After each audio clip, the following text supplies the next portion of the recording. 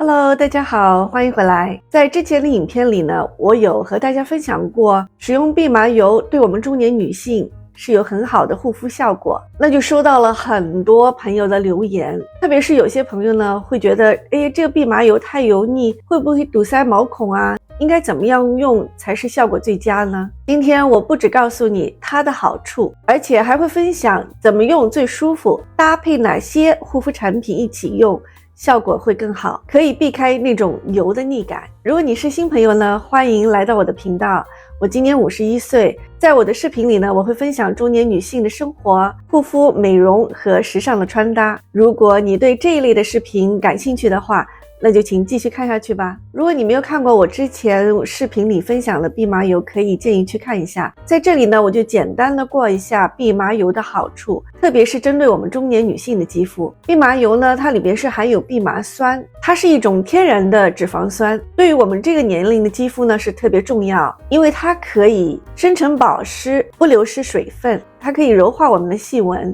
并且可以改善我们肌肤的干燥脱屑，还能舒缓我们肌肤的泛红和敏感，并且呢，可以帮助我们的肌肤维持弹性和光泽。50岁以后，我们的皮脂分泌就会减少，肌肤呢就容易变得干燥，才会有皱纹。这时候呢，我们就需要像蓖麻油这一类的滋润度高又天然的油来帮忙。那要怎么样用才能不油腻呢？蓖麻油本身呢是比较厚的，单擦呢的确会让人觉得有负担、油腻，但只要搭配的对，就能保湿，减少油腻感。在这里呢有3种方法可以用。第一种方法呢，就是和精华液或者是护肤水一起合用。你可以取1到2滴的蓖麻油，滴在你平时使用的护肤水或者爽肤水里面，揉开了，然后就涂抹在自己的脸上，这样呢，你就会觉得它的吸收快，也不会觉得很油腻，效果也更好。第二种方法呢，就是我平时晚上会用，就是取1、2滴的蓖麻油，加在我晚上使用的晚霜里面，这样呢可以加强它的保湿力，让乳霜呢就变得更润，但不油腻，特别适合呢在秋冬季节，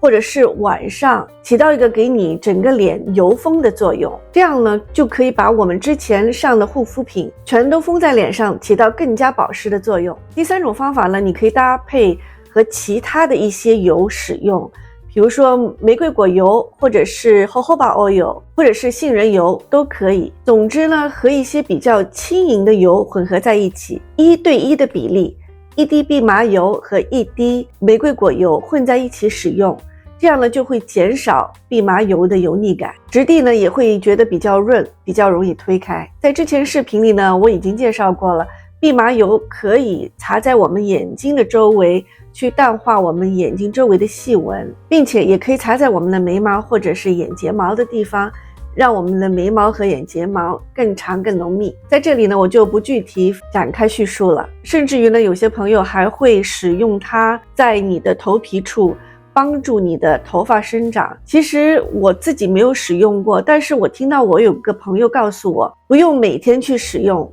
在你觉得想洗头的那天晚上之前，你可以把蓖麻油涂在你的发根处按摩一下，然后呢可以等2到3个小时，然后再去洗澡洗头。我觉得这个方法也是不错的，1个星期做2次3次就可以了。在你需要洗头的那天晚上之前2、3个小时，把蓖麻油按摩在你的头皮上，然后再去洗掉，这样呢就不会让你的头发觉得很油腻了。在这里呢，我要提醒大家一个小技巧，为了让使用效果更好更安全，要记得以下几点哦。蓖麻油的质地比较厚，所以呢就是尽量避开白天使用，建议在晚上睡觉之前使用，效果更好。另外一定要记得选择蓖麻油要选择 organic 冷压的和无添加过化学剂量的 hexane free 的，还有呢就是一定是装在深色玻璃瓶里面的，选择这一类的蓖麻油去使用比较安全。如果你是第一次使用呢，可以在你的手腕处或者在耳朵后面呢擦拭一下，